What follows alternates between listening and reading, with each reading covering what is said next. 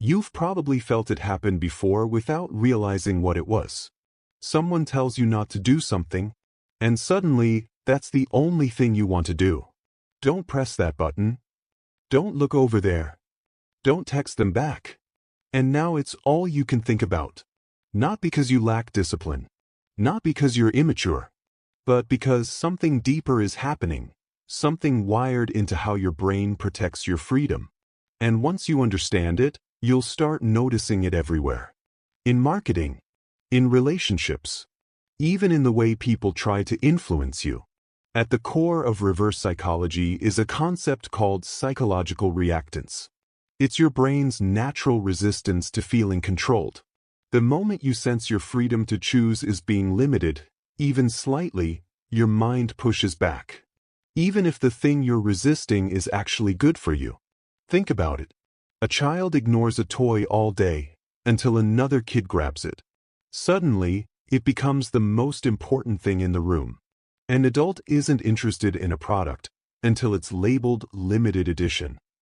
Now they're refreshing the page, trying to get it before it's gone. Nothing about the object changed. Only the perceived freedom around it did. This is where things start to get interesting. Because people don't use reverse psychology by telling you what to do. They use it by making you feel like your choice is being restricted. You probably wouldn't like this anyway. This isn't for everyone. Most people can't handle this. And just like that, something shifts. You lean in. Not because you were interested before, but because your mind wants to prove that you can choose it. It shows up in subtle ways too. In relationships, someone pulls away slightly, and suddenly you feel more attached. In conversations, someone withholds approval, and you start trying harder to earn it. It's not random. It's your mind trying to reclaim control. But here's the problem. If you don't recognize this pattern, you won't realize when your choices aren't fully yours. Once you see it, you can start using reverse psychology in two ways. First, defensively. When you feel suddenly pulled toward something, pause and ask, do I actually want this? Or do I just feel like I'm losing the option?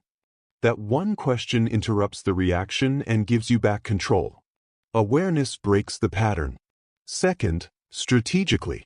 Reverse psychology works best when direct persuasion fails.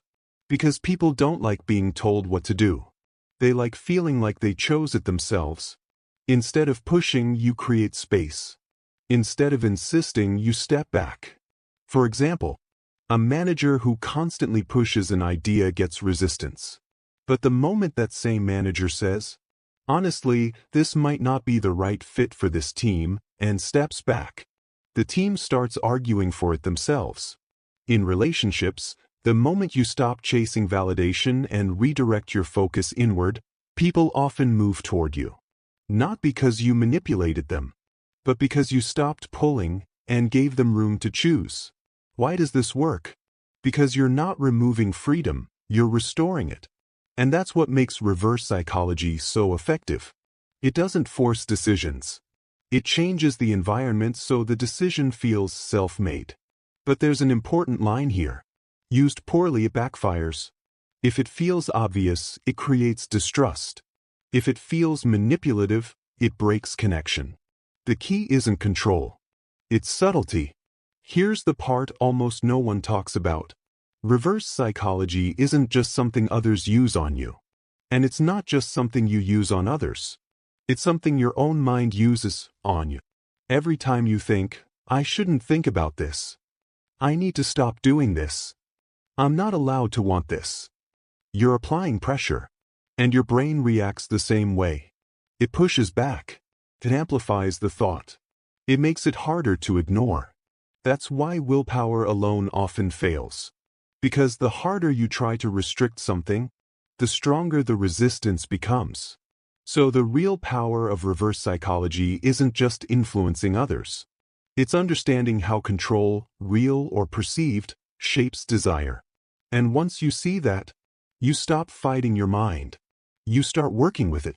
And that's when your decisions finally start feeling like your own. If you found this helpful and want to explore more psychology behind everyday behavior, like how your mind really makes decisions, consider subscribing. Thanks for watching, and I'll see you in the next video.